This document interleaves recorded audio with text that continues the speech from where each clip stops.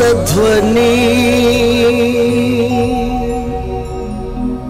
సిలువ ధ్వని వినువారి హృదయాలలో విజయధ్వని. ఇవ్వకుండానే తన హృదయాన్ని హార్ట్ బీట్ గురించి మాట్లాడిన గొప్ప ఘనుడు యేసయ్య. ఎవరో వచ్చి నతానియేలు చాలా మంచివాడు అని చెబుతుండే యేసయ్య అన్నాడు, అతను నా దగ్గరకు రాకముందే తెలుసు, అతని హృదయము ఎలాంటిదో నాకు ముందే తెలుసు. యోహాను సువార్త 2వ అధ్యాయంలో ఒక మందిరంలోనికి వెళ్ళి ఆయన ఏదేదో చేస్తుంటే ఎవడో వచ్చి ఫిర్యాదు చేయటానికి చూసాడు. వీళ్ళు పెద్ద దొంగలు, శాస్త్రులు, పరిసయ్యులు, మత నాయకులు, వాళ్ళు దోసుకు తింటున్నారు, దాసుకు తింటున్నారు బో అని అంటుంటే, ఎవడు ఎవని గూర్చి నాకు చెప్పనవసరం బా. అదొకటి నన్ను ఆకర్షించింది. యేసయ్య మనసు ఎలా అంటే, ఇక అప్పటి నుంచి నేను డౌన్ అయిపోయాను. నేను కూడా అప్పుడు పలుచుకోమండి. ఈ సిలోన్ పెందుకోసం 6 నెలలు నా పెళ్లి పంచలన్నీ అక్కడే చిరిగిపోయింది. మంచి పంచి కట్టుకెళ్ళి చినిగిపోయిన పంచుతో వచ్చా. ఆవిడ ప్యాంట్ వేసుకునేవాడు, లుంగి కట్టుకునేవాడు, నిక్కర వాడేవాడు. ప్రభా ఇది వద్దున ఆయన. కాబట్టి ఆత్మదేవుడు ఎలా సహాయపడ్డాడు అనే ప్రశ్న. 4-3 కార్యాలు బలంగా ఉన్నాయి. క్రీస్తు లోకానికి రాకముందు దేవుణ్ణి ఎవడు చూడలేదు, చూచి ఎవడు బ్రతకలేదు అని స్వయంగా యేసయ్య చెప్పాడు. యెహోవా తండ్రి అగమ్య గోచరుడు, సమీపింపరాని తేజస్సు గలవాడు, దహించు అగ్ని. మానవుడు అక్కడికి వెళ్ళలేడు. ఆయన ఉన్నదున్నట్లుగా కలిగి వస్తే ఏ మనిషి బ్రతికి బట్ట. అందుకని ఆయన ఎక్కడో ఉన్నాడు. మీరు అర్థం చేసుకోండి క్రైస్తవులారా. మరి నాకు కూడా తెలియదు అన్నాడా యేసయ్య? పాత నిబంధనలో వారికి తెలియదు కరెక్టే, వీళ్ళకి తెలియదు కరెక్టే. ఉన్నాడు ఒక ఆయన అన్నారు, ఇప్పటికీ అంటున్నారు. యేసయ్య దానికి జవాబిచ్చాడు, అద్వితీయ రొమ్మున ఉన్న కుమారుడే ఆయనను బయలుపరచు కెపాసిటీ కలిగిన వాడు. ఇక్కడే మనం పట్టుకోవాలి యేసయ్య ఎంత గొప్పవాడు. తాను రొమ్మున ఉన్న కుమారుడు, అద్వితీయ కుమారుడు, బిగాటెన్ సన్. ఆయన మాత్రమే దేవుణ్ణి చూశాడు. ఆయన మాత్రమే అనేకులకు చూపించగలడు. అక్కడి నుండే వచ్చాడు. భూలోకములో మనిషిగా మానవతానిగా ఉన్నప్పుడు సర్వశక్తిని తన లోపల ఇముడ్చుకున్నాడు. దేవునికి స్తోత్రం. రూపాంతర కొండ మీద లోపల దాగి ఉన్న సర్వశక్తి కలిగిన దేవుణ్ణి 3 శిష్యులకు, అందరికీ కాదు, మళ్ళా కనపడేలాగా చేశాడు. మరి కనబడని ఆ దేవుడు, సమీపింపరాని తేజస్సు కలిగిన ఆ దేవుడు అనేక అద్భుత కార్యాలు చేశారు కదా. ఎలా చేశారు? పరిశుద్ధాత్మగా. హల్లెలూయా. దేవుడు కనపడడు, త్వరగా చెప్పండి.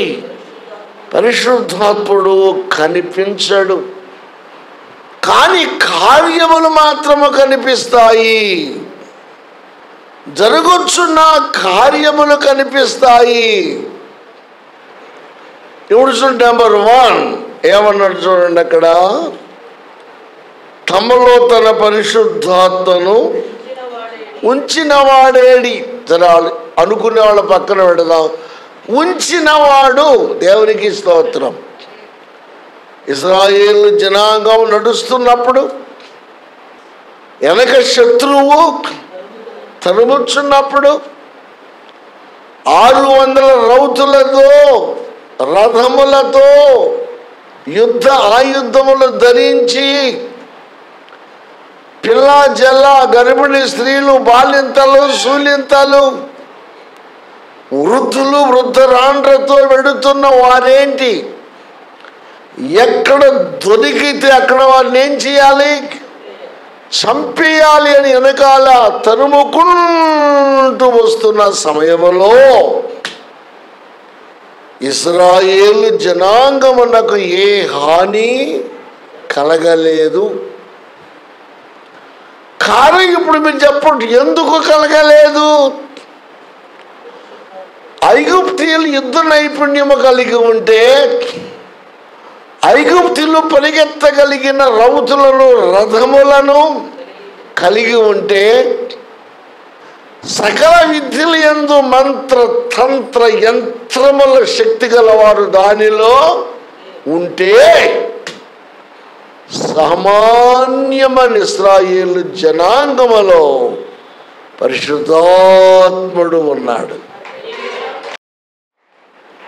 పరిశుద్ధాత్మ దేవుడు వీరితో ఉండగా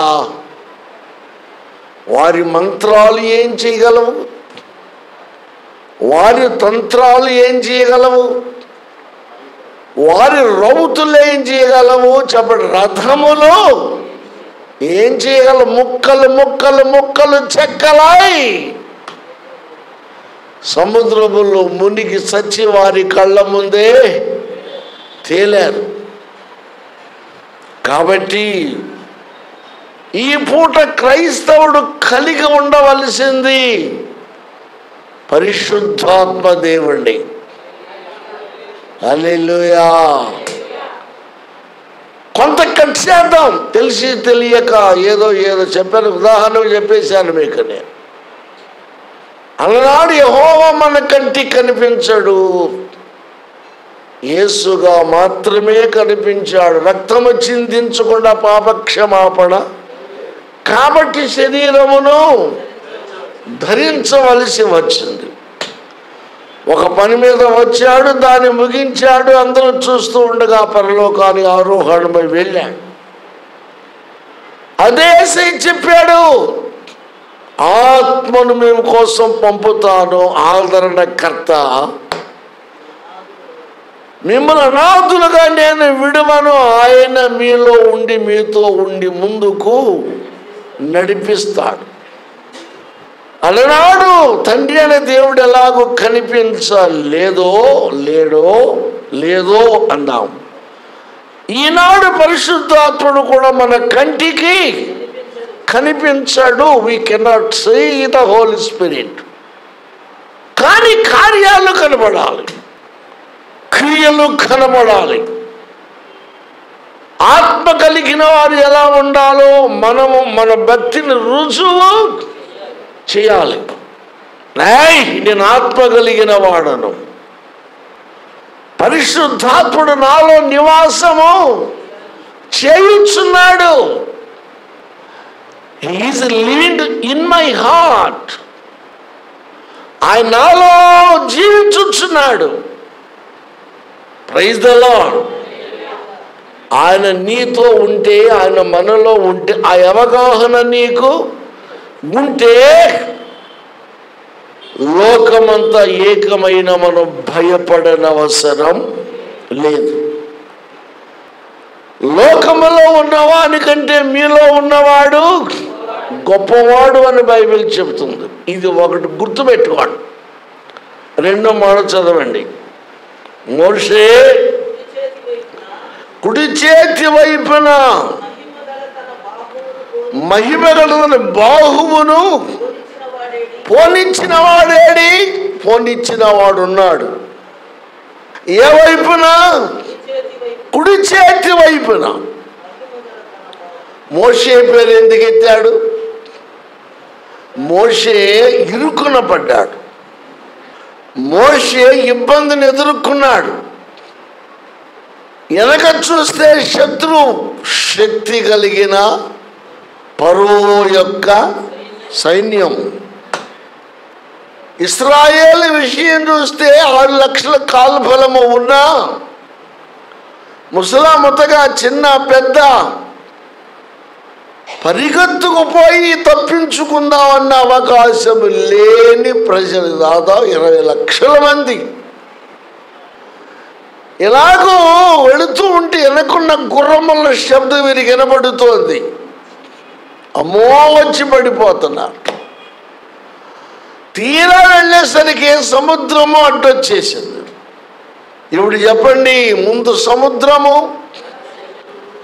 వెనకాల సైన్యము, ఆ గుర్రముల శబ్దముల సౌండ్, మధ్యలో ఒక ఇసుక ఎడారిలో వీళ్ళు నడుస్తున్నారు. ఇంకేమైంది అనుకున్నారు. మోషే కూడా తెలియదు ఏం చేయాలి. వీళ్ళు విడిపించి వాగ్దాన భూమికి నడిపించటానికి నేను ఐగుప్తు దేశాన్ని పాలించే రాజుగా ఉండే అవకాశం ఉన్న వదులుకొని ఈ పనికి నేను వచ్చాను కదా, నేను ఫెయిల్ అవుతానా ప్రభా? మోషే ఒకసారి ప్రార్థించి, నేనేమైపోయినా పర్వాలేదు, ఈ ప్రజలు మాత్రం వాగ్దాన భూమికి వెళ్ళే అవకాశము కలిగించయ్యా. నువ్వేమైనా శ్రద్ధ చేసేవారు దేవుడు ఏమైనా లోకస్తులు అనుకుంటారు, ఆ నింద నీ మీదకు నా పేరన్న తుడిచే, నాకు ఏమైనా పర్వాలేదు, వాగ్దానం మాత్రం మరచిపోకు. మునిగిపోతున్నాడు మోషే గజ గజ గజ. ఏం చేయాలి? మనం ఒక పాటలో రాశాం, ముందు సముద్రము ఉన్న ఎనుక శత్రువు ఎంటాడినా నాయకుడువై నీ ఉండగా నీరు పాయలై చీలిపోద్ది. ఇది సామాన్యమైన అవగాహన కాదు. ఎవరూ లేరు అనుకుంటున్నాడు. 6 లక్షల మంది బలవంతులు ఉన్నా ఏం చేయటానికి వీలు లేని సమయం. శత్రువు దాడి చేస్తుంటే బూర ఓదాలి. శత్రువు వస్తున్నాడు అనగా 6 లక్షల మంది అలర్ట్ అయిపోతారు. ఆకలిగా ఉందంటే ఇంకొక బూర ఓదాలి, ఆహారం ఏర్పాటు చేసుకుంటారు. నీళ్లు లేవంటే ఇంకొక బూర ఓదాలి, దప్పిక తీర్చే ఏర్పాటు దేవుడు చేస్తాడు. అన్నిటికీ ఒక్కొక్క దానికి ఒక్కొక్క బూర శబ్దం, మైకులు లేని కాలం అది. ఇప్పుడు ఏం చేయాలి? సైన్యమును పంపించు, యుద్ధం ప్రకటించాలా? ప్రకటించే సమయం అది కాదు. ఏం చేయాలి? మోషే కూడా చెమటలు పట్టి మోషేని కొట్టండి రాళ్లతో అంటున్నారు. ఏం చేయాలో తెలియక మోషేకు అలవాటు, ఆపద వచ్చినప్పుడు చేతులెత్తి ప్రార్థన చేయటం. దేవుడు అన్నాడు, నువ్వు ప్రార్థన ఆపే, నా వైపు చూడు, నీ చేతిలో ఉన్న కర్రను సముద్రం వైపు చాపు, కార్యము నువ్వు. అంటే అర్థం ఏంటి? మోషే ప్రక్కన ఎవరున్నారు? మోషే కుడి ప్రక్కన ఎవరున్నారు? దేవుని బాహు, దేవుని హస్తము సహాయం చేయటానికి రెడీగా ఉంది. కానీ ప్రజలు గమనించలేదు. త్వరగా మోషేకి తెలియదు. అప్పుడు దేవుడు అన్నాడు, కర్ర చూపించవయ్యా, నీ చేతికి నా చేతిని తోడుగా ఉంచుతా. అందుకని వెంటనే కర్రను చూపించగానే మోషే ప్రక్కన ఉన్న దేవుని కుడి హస్తపు శక్తి మోషేకి సహాయం చేయగా, తన చేతిలోకి రాగా, తన కర్రలోనికి వెళ్ళగా సముద్రం ఏమైపోయింది? రెప్పపాట్లు ఏం జరగబోతుందని వణికిపోతున్న వీరు ఈ పక్క నీరు, ఈ పక్కన నీరు, మధ్యలో ఆరిన నేల, చల్లటి చక్కటి వాతావరణములో అందరికి క్షేమముగా చేరిపోయారు. ఇది ఎలా జరిగింది అంటే, దేవునికి స్తోత్రం, పరిశుద్ధాత్మ దేవుని సహకారం, వారికి తోడుగా ఉంచి, నాయకునికి తోడుగా ఉంచిన దేవుని కుడి హస్తపు శక్తి మనకు కూడా నమ్మగలిగితే, ప్రైజ్ ది లార్డ్, మనం కూడా విశ్వసించగలిగితే, ఆనాడు ఉన్న ఆయన ఇప్పుడు మనకు కూడా సహాయము చేస్తారు. ముందున్నది సముద్రమే కావచ్చు, లేక సముద్రము లాంటి ఆటంకమే ఒకటి కావచ్చు, తరుముతున్న శత్రువే కావచ్చు, లేక మరణమే కావచ్చు. మరణము నీడవలే వెంటాడుతుంది, ఏదైనా కావచ్చు. అది కూడా మనల్ని ఏమీ చేయలేదు. Praise the Lord. ఇవాళ తెల్లవారుజామున నాకు ఒక ఫోన్ వచ్చింది. తెల్లవారుజామున, జనరల్గా తెల్లవారుజామున ఫోన్ వస్తే నేను ఎత్తను.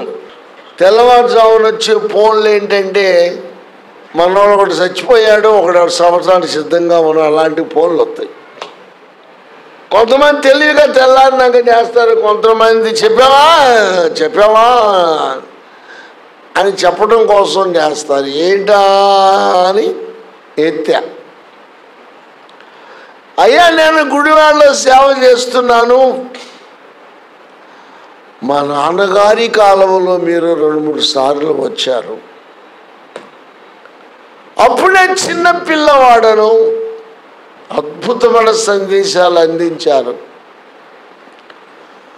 ఎవరు బలపడ్డారో లేదో నాకు తెలియదు, కానీ నేను బలపడిన వారిలో ఒకడిని. ఇటీవల మా నాన్నగారు ప్రభు దగ్గరికి వెళ్ళిపోయారు. మీరంటే ఎంత ఇష్టమో మా డాడీ. ఆ సేవను నేను నడిపిస్తున్నాను. నాకెందుకు అనిపిస్తోంది, ఒక్కసారి మన పరంజ్యోతి గారిని పిలవచ్చు కదా. మీరు కూడా పెద్దవారు అయి ఉంటారు, మీ ఆరోగ్యం ఎలా ఉంది, ఒకసారి రాగలరా? ఒకసారి వచ్చి మా నాన్న లేని ఇల్లు తీర్చగలరా? మిమ్మల్ని పిలిచినంతటి వాడని నేను కాను, కానీ ఎందుకో ప్రేరేపడి, ఇప్పుడు తెల్లవారు ట్రైన్లో ఉన్నాను అంటే నా కళ్ళంటే నీళ్ళు వచ్చాయి. నేనైనా మీరైనా దేవుని కుడి హస్తం అన్న కుడి ప్రక్కన మనకు తోడుగా ఉండుట వలన ఎన్నో ప్రమాదాల నుండి మనము తప్పించబడ్డాము. మనము అండలేని వారము, మనము తప్పించుట యెహోవా వశం. Praise the lord. టైం అవుతుంది. 3వ వచనం చదవండి. 3వ మాట, తనకు శాశ్వతమైన ప్రఖ్యాతి కలుగజేసుకొనుటకు. బాబా దేవునికి స్తోత్రం. ఇప్పుడు దాకా వాళ్ళు ఏమి చూసి భయపడ్డారు? ముందర ఉన్న నీళ్లు చూసి భయపడ్డారు. వాక్యం అంటుంది, నీళ్లు నీ ముందు ఉంటే వాటిని చూస్తున్న భయపడ్డావు. ఇప్పుడు చూడు, నీ దేవుడు నీ ముందు నడుస్తున్నాడు. హల్లెలూయా. నీ దేవుడు నీ ముందు ఉండగా నీ ముందున్న నీళ్ళని చూసి నువ్వు భయపడని అవసరం లేదు. ఏమైపోతాయి? ఆ నీళ్లు పారిపోతాయి. ఎందుకు చేస్తున్నాడయ్యా ఈ కార్యములు దేవుడు అంటే, ఇవి లోకములో సర్వసాధారణంగా అందరూ చేస్తే జరిగే కార్యములు కావు. ఆయన ఎంత గొప్పవాడో లోకమంతా తెలియాలి. ఆయన ఎంత గొప్పవాడు, ఆయన కార్యములు ఎంత ఖ్యాతి గలవో, ఎంత బలవంతుడో, ఎంత సమర్థుడో లోకమంతా తెలియాలి. ఇజ్రాయేలు వరకు మాత్రమే కాదు, జరిగింది వారి కొరకే, కానీ కార్యస్థాయి అంతా యావత్ ప్రపంచమంతా. ఈ పూట చాలా మంది తెలియని వారు అంటున్నారు, యేసయ్య చనిపోయిన 2000 సంవత్సరాలు అయిపోయింది, అక్కడ రక్తము లేదు, ఏమీ లేదు, అసలు ఏమి గుర్తులు లేవు. ఆయన్ని పట్టుగా ఆడుతున్నాడు, ఏంట్రా బాబో అని నెత్తి నోరు కొట్టుకుని జుట్టు పీకేసుకుంటున్నారు. క్రైస్తవుడా, నేను ఒంటరి వాడను కానువని, నీ తోడుగా ఉన్న నీ దేవుణ్ణి తన కార్యముల వలన నువ్వు రుజువు చేయాలి. ఆయన నాకు తోడుగా ఉన్నాడు, పరిశుద్ధాత్మ దేవుడు నాతో ఉన్నాడు, ఆయన హస్తమును నాకు తోడుగా ఉంచాడు. ముందున్న నీరును చూసి భయపడకుండా ఆయన ముందుండి నీరుని ఏం చేశాడు? విభజించాడు. మళ్ళీ సముద్రం పాయల వద్దా ఇంటి కాదు, అలాంటి సమస్యలు వచ్చినా క్రైస్తవుడు భయపడడు అని నువ్వు నిలబడాలి. అలనాడు వారి పట్ల జరుగుతున్న కార్యములు ప్రపంచమంతా ఉర్రూతలు ఊపాయో, ఈనాడు దేవుని శక్తి, పరిశుద్ధాత్మ శక్తిని,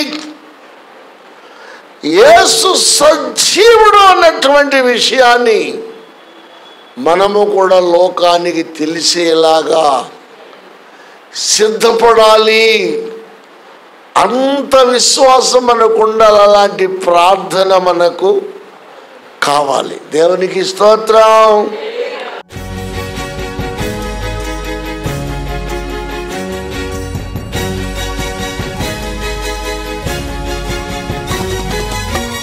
యేసుని మాటలు వినగా వినగా మనసుకు శాంతి, ఆత్మకు రక్షణ.